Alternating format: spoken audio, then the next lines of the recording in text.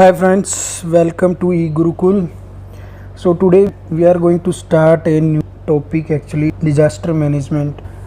Relevance की बात करें तो ये प्रीलिम्स और मेंस में अगर बात करें हम कहाँ पे इसका इम्पोर्टेंस रहता है तो डिजास्टर मैनेजमेंट बेसिकली हमारा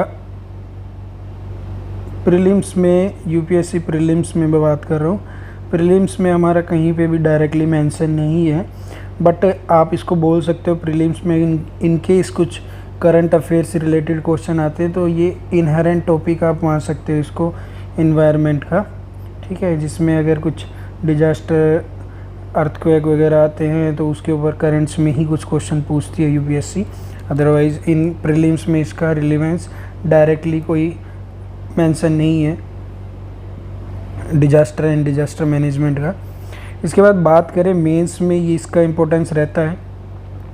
मेंस में इसका इम्पोर्टेंस रहता है हमारा जीएस 3 में जो पेपर रहता है आपका जीएस 3, जिसमें science and tech, economy, environment, security, internal external security जिसमें जहाँ रहता है, और उसके बाद उसमें ही दिया हुआ हमारा डिजास्टर मैनेजमेंट। अभी टॉपिक में सिलेबस में क्या दिया हुआ है इसका बेसिकली एक ही लाइन लिखी हुई है जिसमें हमारा लिखा हुआ है डिजास्टर एंड डिजास्टर मैनेजमेंट, ठीक है, उसी के ऊपर है। टॉपिक काफ़ी छोटा है और काफ़ी इजी भी है। अगर मैं आज बात करूँ आपसे कि डिजास्टर और डिजास्टर मैनेजमेंट के लिए आप जनरली क्या करोगे तो एक सिंपल सा लॉजिक लगा के आप हर एक क्वेश्चन के आंसर दे सकते हो, बट इस कोर्स के पीछे रीज़न क्या है, थोड़ी सी टेक्निकलिटी हमें पता नहीं होती है जनरली जब हम तैयारी कर रहे होते हैं। तो डिजास्टर मैनेजमेंट से रिलेटेड एक्ट्स और क्या क्या रूल रेगुलेशन है, प्लस क्या क्या ऑर्गेनाइजेशन है सेंट्रल लेवल पे, स्टेट लेवल पे, वो सब हम देखेंगे। और थोड़ा सा अगर मैं आपसे बात करूं कि डिजास्टर होता क्या तो आप भी उसको डिफ़ाइन कर दोगे अभी भी, लेकिन थोड़ी सी टेक्निकल टर्म्स जो हमें यूज़ करनी होती है पेपर मेंस लिखते वक्त, तो वो हम सब सीखेंगे। और बड़ा ही इंटरेस्टिंग और बड़ा ही ईजी सब्जेक्ट है। सब्जेक्ट भी नहीं बोलूँगा मैं इसको, दो टॉपिक ही बोलूँगा। हम क्या करने वाले, देखिए हम 6 से 7 क्लास में आपके ये पूरा कवर हो जाएगा। इसके पीछे अभी वेटेज की बात करूँ अगर मैं मेंस में, तो हर साल देखिए 10 से 20 मार्क्स के 1 या 2 क्वेश्चन आते हैं, ठीक है, कभी 1 आ जाते हैं, 1 तो आना ही आना है, 2 क्वेश्चन भी आ जाते हैं। तो आपके 20 मार्क्स देखिए 6 से 7 घंटे की क्लासेस में कवर हो जाएंगे। अब 10 से 20 मार्क्स आपके कहीं नहीं जाने वाले। तो बड़ा ही इंटरेस्टिंग सा टॉपिक है। 10-20 मार्क्स की भी काफ़ी मारामारी हो जाती है इनकेस जब हम मेंस लिखते हैं। जो तैयारी कर रहे हैं उन लोगों को सब पता होता है कि 10 से 20 मार्क्स की क्या वैल्यू रहती है यूपीएससी में खासकर।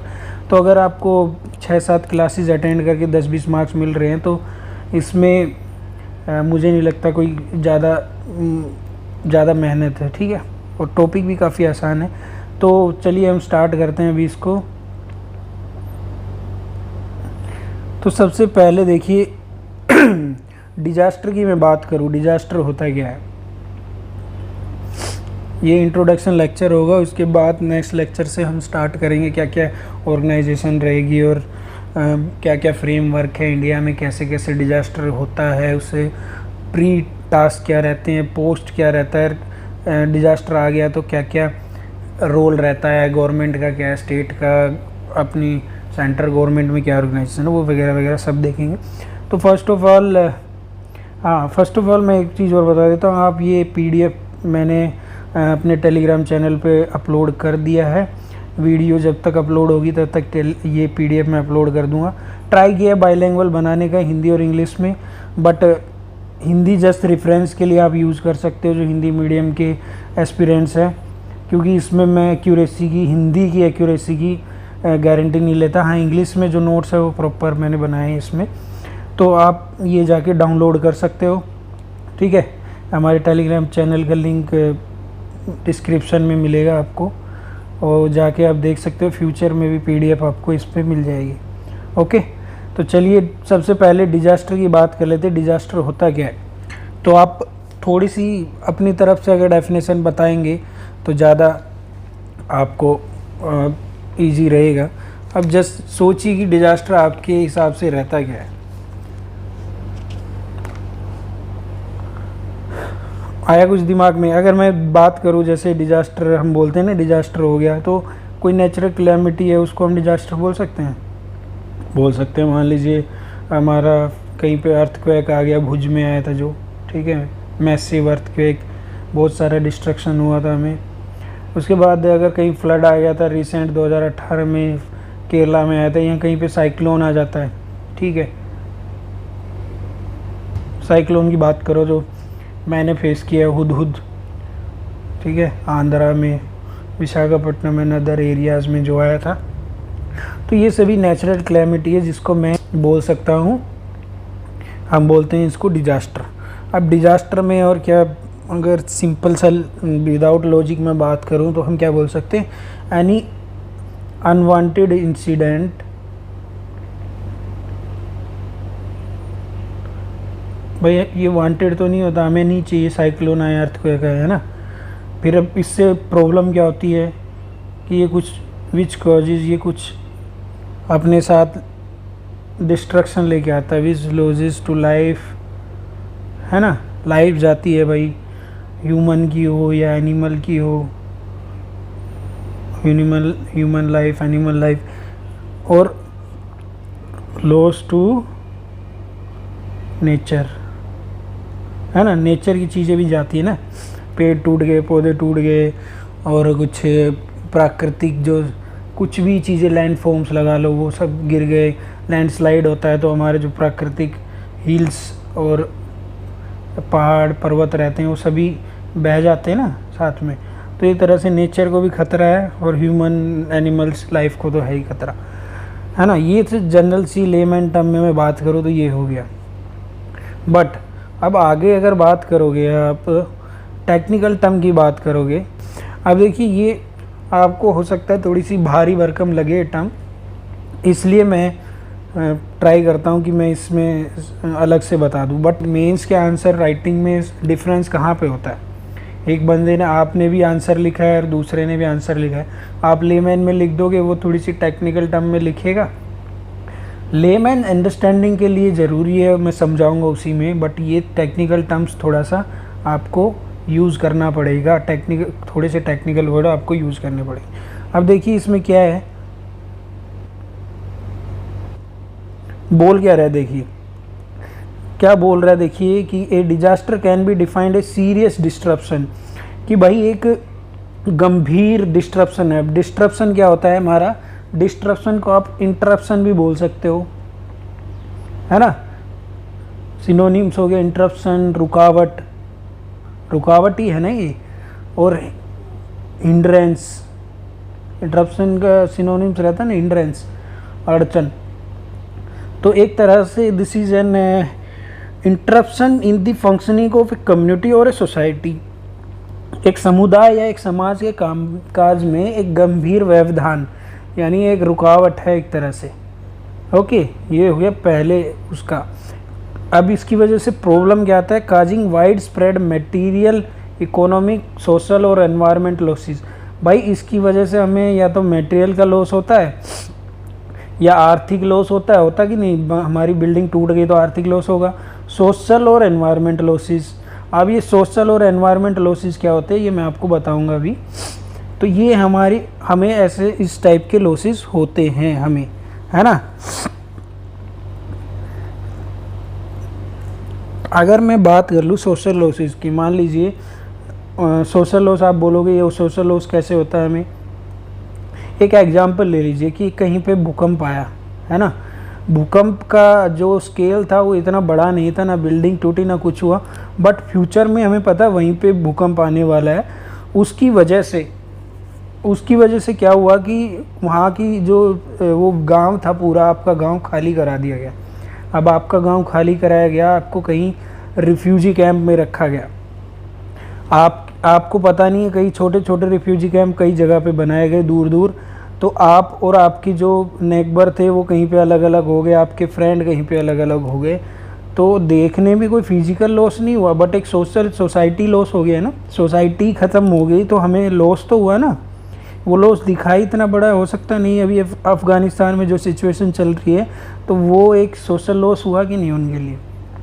जो रिफ्यूजी भर भर के दूसरी कंट्रीज़ में जा रहे हैं तो नेटिव प्लेस छोड़ के जाना पड़ता है, तो एक तरह से सोशल लॉस होता है ना। एनवायरमेंटल लॉसेस यही है, हमारे एनवायरनमेंट से कंसर्न जितनी भी चीज़ें टूटती है, बह जाती है, ढह जाती है, वो सब एनवायरमेंट लॉसेस में आएगी। हमारी हमने एनवायरनमेंट में पढ़ा था, अगर आपने क्लासेस अटेंड की हो, कि एनवायरनमेंट क्या होता है। तो किसी जीव को अपने को छोड़ के जो बाकी सब चीज़ें होती हैं ना उसके आसपास, वो इसका एनवायरनमेंट होती है। बायोटिक एनवायरनमेंट हो सकता है, जो यानी जीव जंतु है, चाहे वो इंसान है चाहे पशु पक्षी है, और एबायोटिक हो सकता है जिनमें जान नहीं होती, ठीक है। बिल्डिंग हो गई, आपका पत्थर, पहाड़, पर्वत, कुछ भी हो गया जिनमें जान नहीं होती, एयर भी हो गई, तो ये सब एबायोटिक है। तो अगर हमारे एनवायरनमेंट को कुछ इफ़ेक्ट पड़ रहा है, उसमें बायोटिक हो या एबायोटिक, तो वह हमारे एनवायरनमेंट लॉसेज है ना। तो कहानी समझ में आई।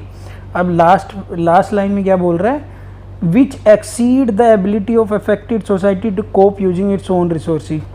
अब इसकी वजह से क्या होता है ना कि हमें लॉस इतना हो जा रहा है कि जो सोसाइटी है वो अपने खुद के रिसोर्सेज जो है ना, उसके पास जो रिसोर्सेज है उनको भी यूज़ करने में सक्षम नहीं रहती। मेरे पास रिसोर्सेज पड़े हुए हैं बट इस डिजास्टर की वजह से मैं उनको यूज़ भी नहीं कर सकता हूँ, है ना। ये रिसोर्सेज कुछ भी हो सकते हैं। कहानी समझ में आई। तो ये टेक्निकल जो टर्म है आप इसको रटिए मत, थोड़ा सा इसको वापस से रिवाइंड करके देखिए वीडियो को, समझ में आ जाएगा।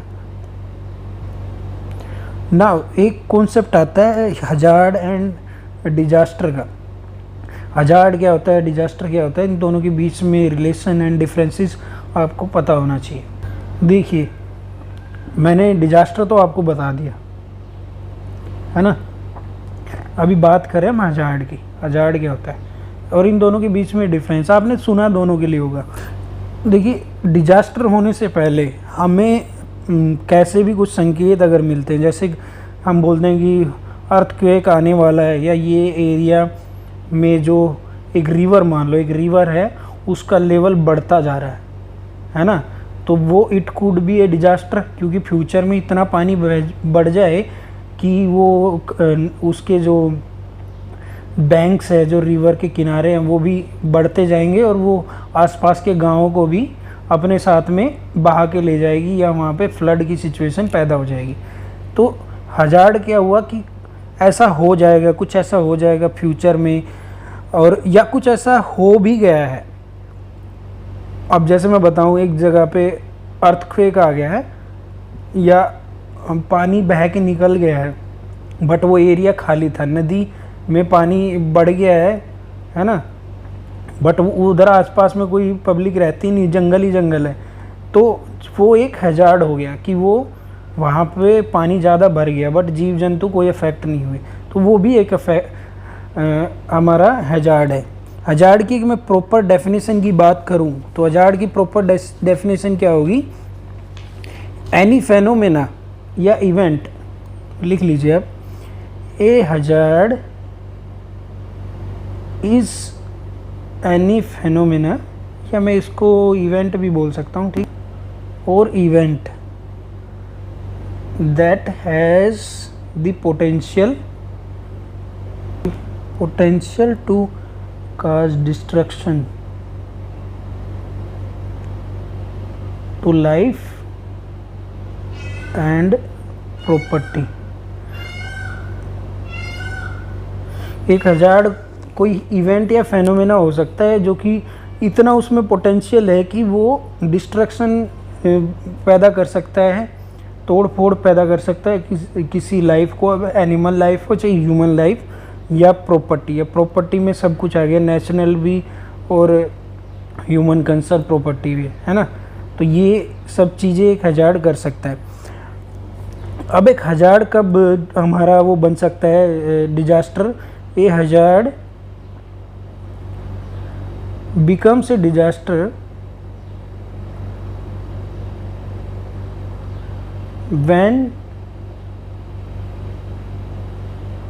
when the potential to cause destruction is fulfilled। मतलब हमने जो बात की ना कि एक हजार्ड क्या कर सकता है, इतना पोटेंशियल हो सकता है कि वो डिस्ट्रक्शन कर दे।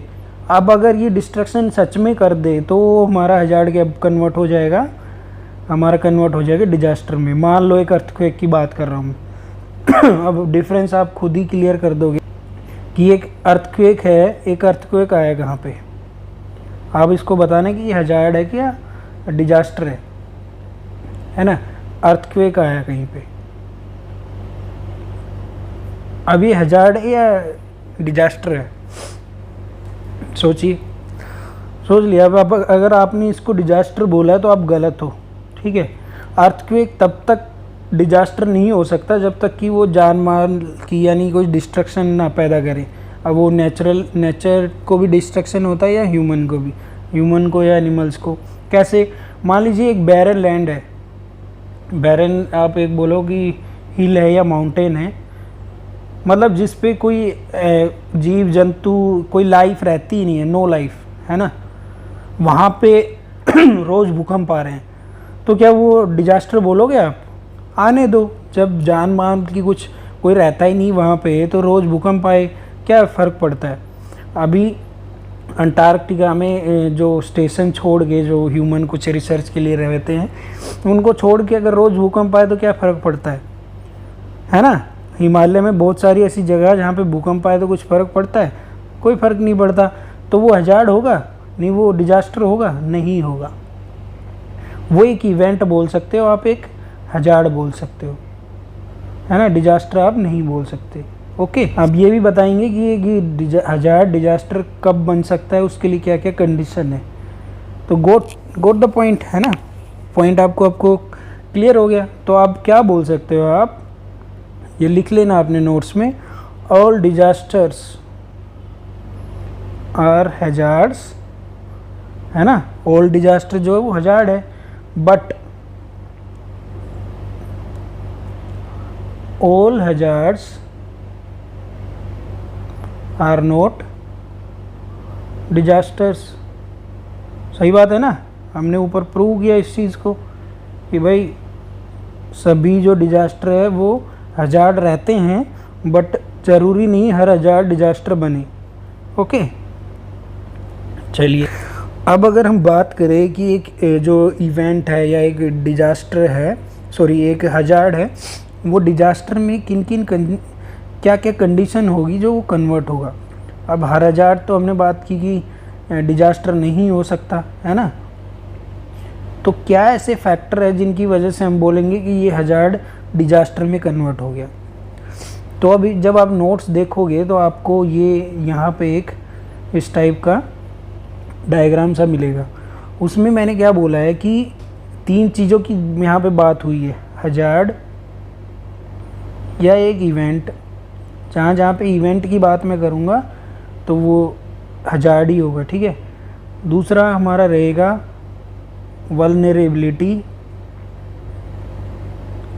हिंदी में बोले तो इसको भेद्यता बोलते हैं, ठीक है। थर्ड जो हमारा रहेगा डिजास्टर। अब इन तीनों के बीच एक गहरा संबंध है और इन तीनों के बीच आपको डिफरेंस और रिलेशन पता होना चाहिए। ऐसा कुछ मैंने बनाया है वहाँ पे, आपने देखा है अभी जस्ट मैंने जो दिखाया था कि यहाँ पे लिखा हुआ इवेंट, या इसको आप बोल सकते हो, जस्ट समझा रहा हूँ मैं आपको, नोट्स में भी बताऊँगा, कोई दिक्कत नहीं है।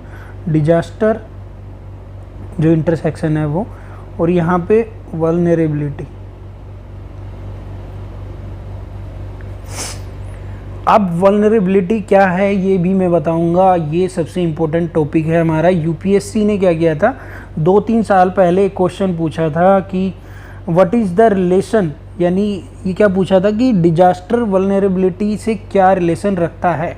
एक सिंपल सा कॉन्सेप्ट था ये, ठीक है। जिस आप जब ये क्लासेस कर लोगे, यही वाली क्लास, तो आप बता दोगे कि डिजास्टर और वल्नरेबिलिटी, आज से 2-3 साल पहले के प्रीवियस ईयर क्वेश्चन आप उठा के देखो मेंस के, तो आप देखोगे कि सिंपल सा क्वेश्चन था ये। अगर नहीं किया है, पढ़ा है, तो फिर आपको लगेगा थोड़ा दिक्कत इसमें कि डिजास्टर और वल्नरेबिलिटी में क्या अंतर है, ठीक है। वल्नरेबिलिटी क्या रहती है, मैं एक जस्ट आपको आइडिया में बता देता हूँ कि आप का जो एक तरह से एक प्रोन जो आपकी जो है ना भेद्यता, मतलब आपकी एक कमी सी रहती है। एक आपके जैसे मैं अगर बोलूँ एक नदी बह रही है और उसके किनारे एक साइड में 100 लोग रहते हैं और एक साइड में रहते हैं 10 लोग। अब नदी में क्या है कि पानी बढ़ता जा रहा है, बढ़ता जा रहा है, तो और ये बाढ़ आ सकती है। ठीक है, ये किनारा ए हमारा बैंक ए हो गया, ये बैंक बी हो गया, river bank A river bank B. तो किस ज़्यादा में ज़्यादा इफेक्ट करेगी ये? अब फैसिलिटी ए साइड में भी उतनी ही है भाई, बी साइड में भी उतनी, उतने लोग प्रिपेयर हैं, बाढ़ आ गई तो ये भी बहेंगे ये भी बहेंगे। तो ज़्यादा नुकसान किस साइड में होगा, ए साइड में कि बी साइड में? ए साइड में ओब्वियसली ज़्यादा लोग रहते हैं, तो अगर बाढ़ आई मरने वालों की या घर से बेघर होने वालों की संख्या इधर ज़्यादा रहेगी, बी में कम रहेगी। तो हम बोलेंगे कि जो ए साइड है वो ज़्यादा वल्नरेबल है, यानी उसकी वल्नरेबिलिटी ज़्यादा है, ठीक है, बी की कंपैरिजन में। अब ये बहुत सारे फैक्टर पे डिपेंड करती है। मान लो भाई ए साइड में उन्होंने ऊंचे ऊंचे बांध बनाए हुए, बी साइड में नहीं बनाए हुए, बट हम एक हाइपोथेटिकल सिचुएशन ले रहे हैं कि दोनों में सेम जो है सिचुएशन सेम है दोनों साइड में। समझिए कहानी। तो वल्नरेबिलिटी एक तरह से हमारी कमी बताने वाली चीज़ है कि भाई हम कितने वल्नरेबल हैं, मतलब हम कितने प्रोन हैं एक तरह से, कि कोई सिचुएशन ऐसी डिजास्टर हज़ार्ड आ गया तो हम कितने प्रोन हैं उससे। जितनी ज़्यादा वल्नरेबिलिटी होगी उतना ज़्यादा नुकसान होगा, इतनी चीज़ समझ लीजिए बस, ठीक है। तो एक सिंपल सा क्वेश्चन था भाई, क्या जैसा हमने एक एग्जांपल बताया ना अभी बैरन लैंड का, कि अर्थक्वेक आ गया तो वल्नरेबिलिटी उस बैरन लैंड पे उस पे कितनी होगी वल्नरेबिलिटी। मान लो एक तो हमने सिटी बोल दी, दिल्ली में अर्थक्वेक आया, और एक हिमालय में अर्थक्वेक आया। हिमालय में ऐसी जगह कि नो लाइफ, कोई लाइफ है ही नहीं, वहाँ पे अर्थक्वेक आ रहा है, और दिल्ली में अर्थक्वेक आ रहा है। तो आप किसकी वल्नरेबिलिटी ज़्यादा बोलोगे, दिल्ली की या हिमालय की? ऑब्वियस सी बात है दिल्ली की, क्योंकि यहाँ पे जान माल की हानि ज़्यादा होगी। यहाँ पे क्या है, यहाँ पे कुछ है ही नहीं, तो वहाँ पे कुछ इफ़ेक्ट होगा नहीं, है ना। तो ये कहानी है कि वल्नरेबिलिटी। तो इसमें आप सिंपली इसका एग्जांपल दोबारा से ऐसा क्वेश्चन आ जाए तो वल्नरेबिलिटी जहाँ पे हमें ज़्यादा नुकसान होने की संभावना रहती है, वल्नरेबिलिटी वहाँ पे बढ़ जाती है। जहाँ पे कम नुकसान की संभावना होती है वहाँ पे वल्नरेबिलिटी कम होती है। हिमालय का जो हमने हाइपोथेटिकल एक एग्जांपल लिया, वहाँ पे वल्नरेबिलिटी क्या है, 0, कोई वल्नरेबिलिटी है ही नहीं, ठीक है। तो डिजास्टर इसी बात पे निर्भर करता है कि वल्नरेबिलिटी हमारी कितनी है, ठीक है। तो इस डायग्राम से आपको यही पता चलेगा डिजास्टर और वल्नरेबिलिटी में क्या रिलेशनशिप है, और इवेंट एक हज़ार्ड कब चेंज होगा डिजास्टर में, जब वहाँ पे वल्नरेबिलिटी कुछ ना कुछ रहेगी, ठीक है। तो इसका कहने का मतलब यही है, अगर इवेंट हो रहा है, हमारा अर्थक्वेक आ रहा है, बट वल्नरेबिलिटी कुछ है ही नहीं वहाँ पे कोई जान एनिमल मैन कुछ रहता ही नहीं है, तो डिजास्टर होगा नहीं होगा। तो इस डायग्राम का मतलब यही है कि there should be an intersection between event and vulnerability to happen a disaster. समझ गए कहानी। अगर इन सभी में के साथ में वल्नरेबिलिटी लगाए तभी ये डिजास्टर बनेंगे। If there is no vulnerability then these events are not disaster. Event में आपका कुछ भी हो सकता है, इवेंट में आपका हो सकता है हमारा अर्थक्वेक, जो मैंने बताया, अर्थक्वेक हो सकता है, एक फ्लड हो सकता है, एक साइक्लोन हो सकता है, ठीक है। और क्या डिजास्टर हो सकता है, कोई फॉरेस्ट फायर हो सकता है, बट ये तभी कन्वर्ट होंगे एक डिजास्टर में अगर वल्नरेबिलिटी कुछ रहे।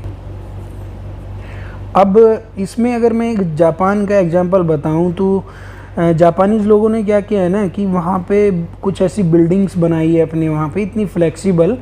अब वहाँ पे तीसरे दिन अर्थक्वेक आते हैं जापान में, अगर आपने ज्योग्राफी पढ़ी है तो, वो रिंग ऑफ फायर वाला कॉन्सेप्ट आपको पता है। तो ऐसी जगह पे लोकेटेड है जापान कि वहाँ पे हर तीसरे दिन भूकंप आते हैं। तो अगर पास्ट में देखो तो वहाँ पे बहुत ज़्यादा क्या है डिस्ट्रक्शन होते थे। अब जापानी लोगों ने बम्बूज वगैरह ऐसी लकड़ियों के वो यूज़ करके, इतना मटेरियल यूज़ करके इतने फ्लेक्सिबल हाउसेस बनाए, इतनी बिल्डिंग बनाई है कि वो अर्थक्वेक आने दो वो हिल डुल के वहीं पे आ जाती है, ठीक है। तो अर्थक्वेक का कोई इफेक्ट ही नहीं पड़ता। तो वहाँ पे आप बोलोगे कि ये अर्थक्वेक आया तो डिजास्टर होगा, नहीं होगा, ठीक है। तो ये कहानी वहाँ की है। अब अगर मैं बात करूँ, ये जो मैंने अभी आपको पीछे समझाया है तो थोड़ा टेक्निकली टर्म में देख लो, वही चीज़ है, कुछ नहीं।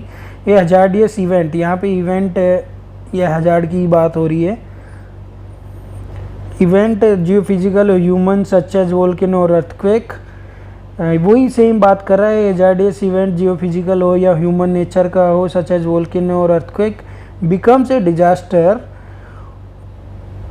When there is vulnerable population, है ना, जिसकी वजह से क्या हो रहा है, ह्यूमन या इकोनॉमिक या सोशल लॉसेस हो सकते हैं।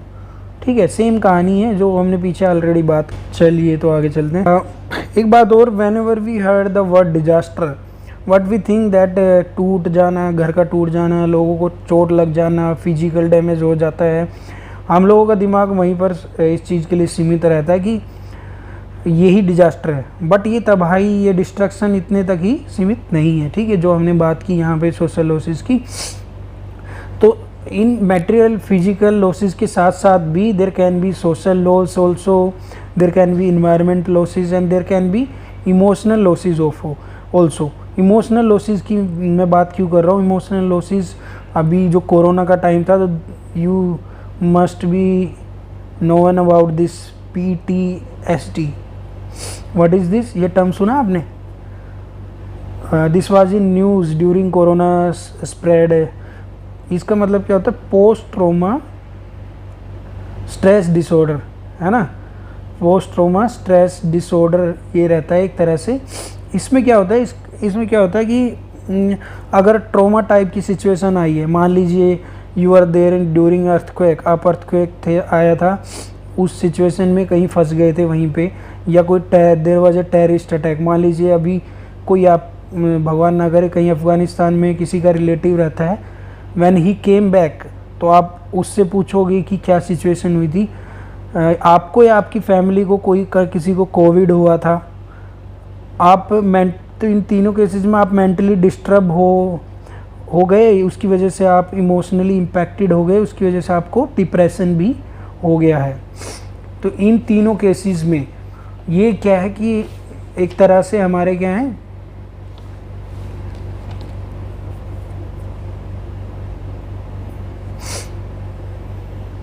इन तीनों केसेस में क्या है, आपको सडन डर लगने लग जाता है ना, या आपको इन सारी चीज़ों में डिप्रेशन हो जाता है।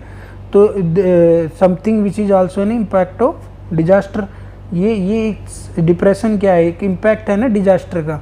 Hence disaster is not only economic loss और financial loss, that is also there, ये भी है, बट चोट लगना, फिजिकल चोट लगना, कुछ फिजिकल नुकसान होना, फाइनेंशियल लॉस होना, that is also there, but it is also emotional problems will be there, even your environment and social problems, ये भी इमोशनल लॉसेस भी आपके काउंट हो गए अपने डिजास्टर में। बट आप जब पढ़ोगे तो बहुत सारी जगहों पर ये चीज़ें नहीं रहती। You could mention this also, emotional losses, PTSD का भी आप एग्जांपल बता सकते हो। ठीक है, तो डिजास्टर की जब भी मैं देखता हूँ, जब भी कोई भी नहीं आप बात देखते हो, तो यू विल फाइंड कि ये सोशल एंड इमोशनल प्रॉब्लम्स की कोई बात नहीं करता, but there could be disaster which affect your emotional and social life also. ठीक है, नाउ सोशल प्रॉब्लम से मैंने ऑलरेडी बता दिया आपको कि वो अर्थक्वेक वाली सिचुएशन, आप माइग्रेट हुए तो रिलोकेशन हो गया आपका, एटसेट्रा एटसेट्रा, तो वो सब हमने बात की, तो वो सोशल लॉसेस में आप उसको काउंट कर दोगे। ठीक है, ठीक है, चलिए अब देख लेते हैं। ये सभी जो समझाने वाली चीज़ें थी इस पेज की हो गई है। अभी अगर आप, ये सिंपल सी टर्म्स है, डिजास्टर डैमेज क्या होता है, डिजास्टर इम्पैक्ट क्या होता है, हजार्ड एंड वल्नरेबिलिटी के लिए हमने बात कर दी। थोड़ी टेक्निकल टर्म भी आप इसमें से पढ़ लीजिएगा, ईजिली समझ में हो जाएगा। जैसे डिजास्टर डैमेज क्या होता है, it occurs during immediately after the disaster, disaster हो रहा है तो उस दौरान, डिजास्टर के दौरान और उसके बाद जो हमें डैमेज होता है हमें, ये सभी डिजास्टर डैमेज काउंट होता है। ठीक है, डिजास्टर इम्पैक्ट क्या रहेगा हमारा, the total effect including negative and positive. अब डिजास्टर के इम्पैक्ट क्या हो सकते हैं, ये बहुत बात कर रहा है, नेगेटिव हो सकते हैं और पॉजिटिव। अब पॉजिटिव कैसे हो सकते हैं, नेगेटिव तो हमें पता है, इकोनॉमिक लॉसेस कुछ भी हो सकता है, लाइफ का लॉस हो सकता है ना, ये सब हमने ऑलरेडी बात की। पॉजिटिव लॉस क्या हो सकता है, कुछ इकोनॉमिक गेन्स हो गया, ऐसा जनरली होता नहीं है, बट इन केस जैसे एक फ्लड का एग्जांपल ले लो, क्या होता है कि एलुअल डिपॉजिट कुछ हो गए कि नदी जो है एक जगह से मिट्टी विट्टी बहा के ले आई एंड नया एक जगह पे कुछ क्या है, नया लैंडफॉर्म क्रिएट हो गया, ठीक है, नया स्ट्रक्चर क्रिएट हो गया। अब उसमें क्या हो सकता है, there could be some precious material जो कि उसके अलोंग में बह के आ गए, है ना, कुछ सोना चांदी हीरे मोती बह के आ गए उसके साथ में, तो वहाँ की जनता को मिल गए तो इकोनॉमिक गेन हो जाएगा, वहाँ का पॉजिटिव फैक्ट। बट ये इकोनॉमिक गेन बहुत कम ही देखा जाता है ना। चलिए ये हमारा पूरा पीडीएफ का पेज हो गया कवर। अब आगे चलते हैं, पेज नंबर 2 पीडीएफ का। रिस्क की बात हो रही है कि रिस्क क्या है भाई, कि what is risk. So risk क्या हो सकता है, देखिए हजार्ड वर्सेस रिस्क की हम बात करके एग्जांपल से बताएंगे आपको कि हजार्ड और रिस्क में क्या हो सकता है। तो hazard and risk are more or less like equivalent.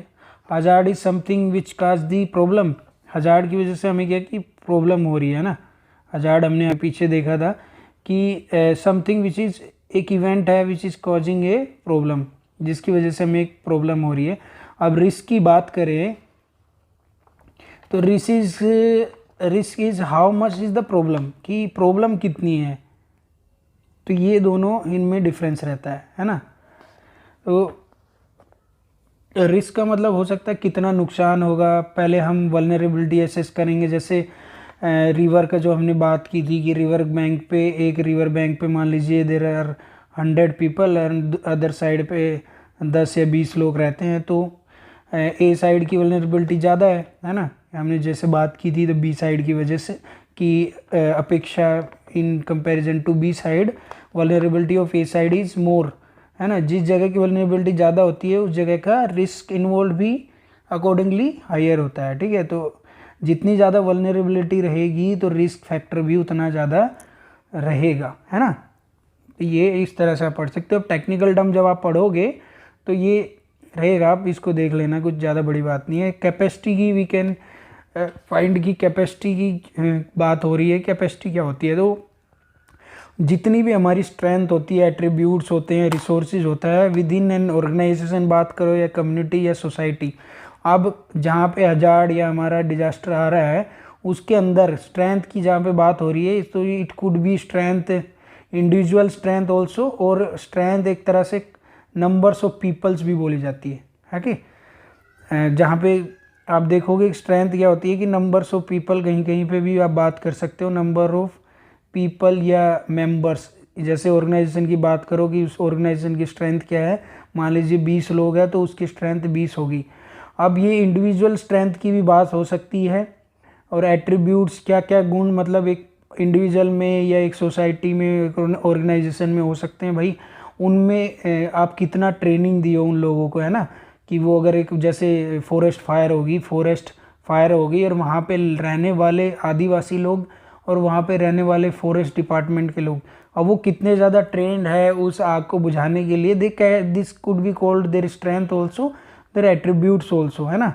And resources available, उनको भाई फायर एक्सटिंग्विशर आपने दिया हुआ है, या भाई सीधा फायर बकेट ही है, तो या फिर उनके पास कुछ भी नहीं है, तो दिस कॉल्ड एक जंगल में ये सब स्ट्रेंथ है, आपके पास फायर एक्सटिंग्विशर है, दूसरे में नहीं है, तो डिफर करता है ये कैपेसिटी, है ना। तो कैपेसिटी में ये सब चीज़ें हो जाती है।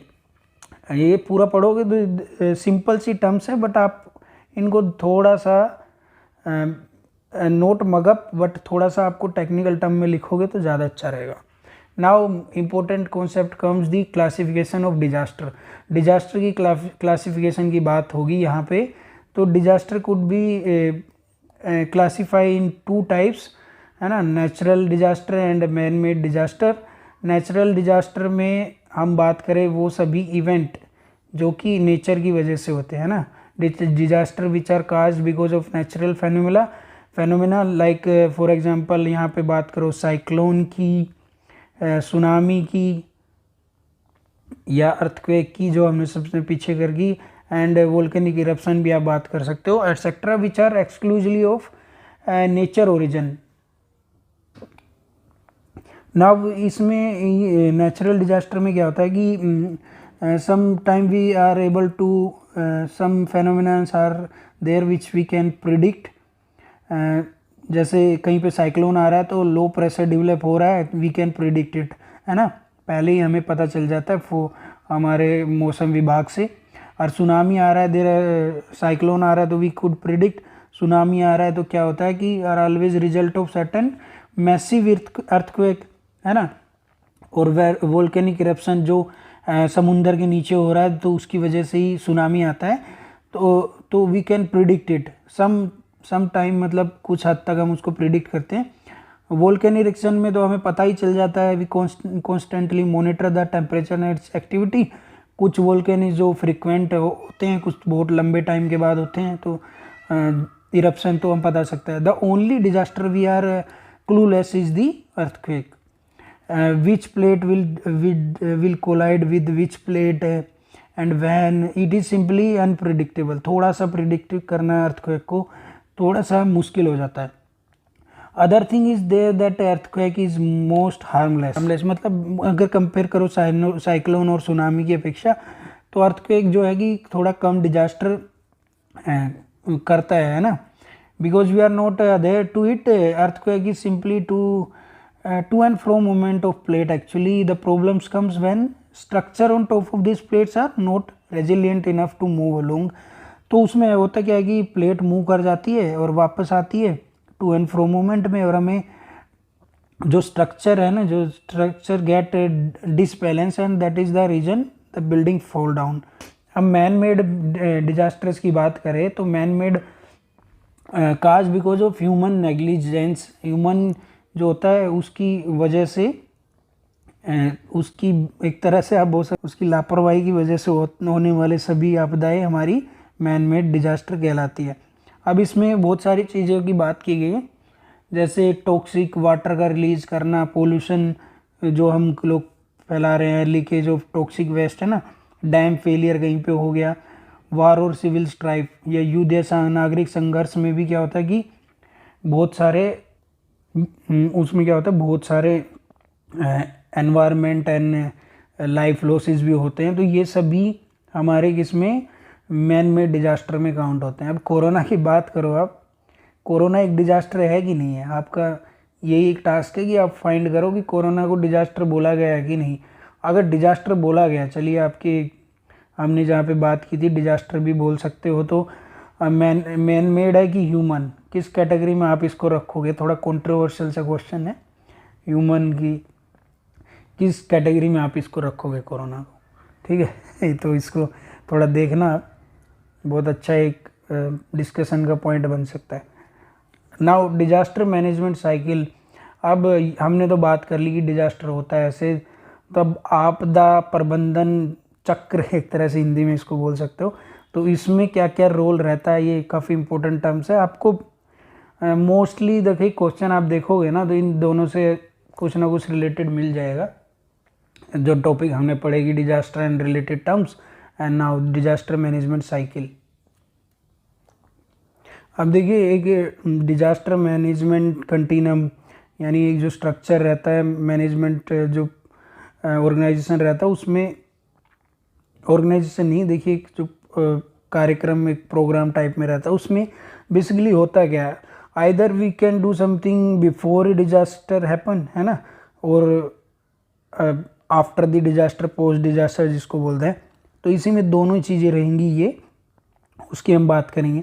फिर थोड़ा एलोबरेट उसमें बताया हमने कि बिफोर डिजास्टर यानी प्री डिजास्टर कह सकते हो, डिजास्टर हो गया है तो ड्यूरिंग ए डिजास्टर क्या क्या रहेगा, and after a disaster, post disaster. तो ये सिंपली पांचों की चीज़ें थोड़ी सी इंटर रिलेटेड है, डरने की ज़रूरत नहीं है। तो a pre disaster risk management phase रहता है, उसमें हम क्या करते हैं, उसमें हम देखिए करते हैं कि भाई डिजास्टर हुआ नहीं है तो वी कैन प्रिवेंट इट, कैसे हम उसको रोक सकते हैं। मान लीजिए फ्लड आ रही है तो थोड़ा बांध बना के, या फिर बांध नहीं बना सकते तो पीपल जो वहाँ पे रहते हैं गांव के लोग या जहाँ उस जगह के लोग उसको माइग्रेट कर दे कुछ टाइम के लिए, और वो बाढ़ जाने के बाद वापस से लाएं, तो ये सब कर सकते हैं। मिटिगेशन क्या होता है, देखिए कोई चीज़ होने वाली हो ना, उससे पहले ही उसको रोक देना या उसके इफ़ेक्ट को ख़त्म कर देना इज कॉल्ड द मिटिगेशन। तो ये टर्म आपको याद रखनी है, समन जिसको हिंदी में बोल सकते हो। I don't know it is proper translation of this, but थोड़ा सा आपके रेफरेंस के लिए मैंने डाला है। और एंड दी प्रिपेयर्डनेस, प्रिपेयर्डनेस क्या होता है कि भाई हमें पता है अब तो जोखिम, ये आपदा, ये डिजास्टर होने ही वाला, हम कुछ नहीं कर सकते, तो we are preparing for this. कि मान लीजिए लोगों को बोला गया कि उनको अवेयर किया गया कि आप बाढ़ आ रही है तो फर्स्ट फ्लोर पे या उससे ऊपर ही रहे अगर घर इतना है, या छतों पे ही रहे, या फिर आप माइग्रेट कर जाइए जो कर सकते हो कुछ टाइम के लिए, कहीं और जा रिलेटिव के घर जा सकते हो या कहीं और पे। तो ये प्रिपेयर्डनेस होती है। प्लस हम जो अपनी एनडीआरएफ टीम, जो हमारे जितने भी ऑर्गेनाइजेशन है, बाद में बताएंगे क्या क्या रहती है, उन सबको हम प्रिपेयर कर दे कि भाई for any such causes, disaster में जितने हार्म हो सकते हैं उस पर लोगों को बचाना, रेस्क्यू करना वगैरह, उसके लिए प्रिपेयर होना। दिस को comes under the all pre disaster risk management phase, है ना। अब post disaster crisis management phase क्या होता है भाई, अब डिजास्टर हो गया, हम पहले तो रिस्क मैनेजमेंट की बात कर रहे थे, अब क्राइसिस मैनेजमेंट की। क्राइसिस हो गया है तो इसमें क्या रहता है, हम रिलीफ, राहत कार्य प्रदान करते हैं भाई, फूड सामग्री प्रदान करना, जैसे रेस्क्यू करना, लोगों को निकालना वहाँ से, बाढ़ की सिचुएशन है, लोग छतों पे चढ़े हुए है ना, रिलीफ रिस्पॉन्स ये हो गया। रिहैबिलिटेशन एंड रिकवरी, रिहैब में जैसे आएगा, लोगों को हमने माइग्रेट कर दिया था, घर टूट गए हैं, जैसे भूकंप आ गया था भुज में तो घर टूट गए, उनको वापस बना के, उनको लोगों को वहाँ पे सोसाइटी को बहाल करना, लोगों को वापस पुनर्वास देना, है ना। रिकवरी बहाली आती है, वही है जो जितना कोशिश करेंगे हम, जो स्ट्रक्चर टूट गए हैं या बाढ़ में बह गए हैं, भूकंप में टूट गए हैं, उनको वापस उसी शेप में लाना, रिकवर करना ही कहलाएगा, ठीक है। तो this come under the post disaster crisis management.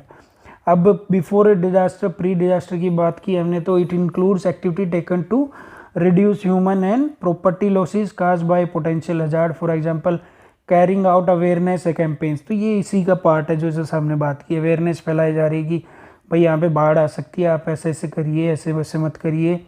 लोग ज़्यादा जैसे साइक्लोन आ रहा है तो हम मछुआरों को एक तरह से अवेयरनेस फैलाते हैं ना कि ज़्यादा मछली पकड़ने के लिए कोई नहीं जाना चाहिए, अदरवाइज आप डूब सकते हो। ये सब प्री डिजास्टर हमारी एक्टिविटी होती है। ड्यूरिंग ए डिजास्टर क्या होता है हमारा, अब बाढ़ आ गई है तो हम क्या करते हैं, आपदा के दौरान क्या करना है, हम लोगों को उनकी नीड्स एंड प्रोविजंस देते हैं, विक्टिम्स को, उनकी सफरिंग को मिनिमाइज करने के लिए लोगों को रेस्क्यू किया, खाना, रिफ्यूजी कैंप्स लगाए हमने, ठीक है। जैसे 2018 की फ्लड आए थे केरला में, तो बहुत सारी ऑर्गेनाइजेशन ने कैंप लगाए थे, रिफ्यूजीज़ को निकाला था, जब नॉर्मल सिचुएशन हो गई थी लोगों को वहाँ पे डाला था। तो ड्यूरिंग डिजास्टर क्या होता है कि उनको रेस्क्यू करना इज़ ए इम्पोर्टेंट हमारा event. After disaster, post disaster क्या होता है, दो initiative taken in response to disaster with a purpose to achieve early recovery and rehab of affected community. जैसा हमने बात किया यहाँ पे, सॉरी पोस्ट डिजास्टर में, कि पोस्ट डिजास्टर क्या है कि हमें जितना जल्दी बहाली कर सकते हैं, जितना जल्दी रिकवरी रिहैब कर सकते हैं लोगों की, तो वो सब पोस्ट डिजास्टर में हमारे इनिशिएटिव आते हैं। ओके,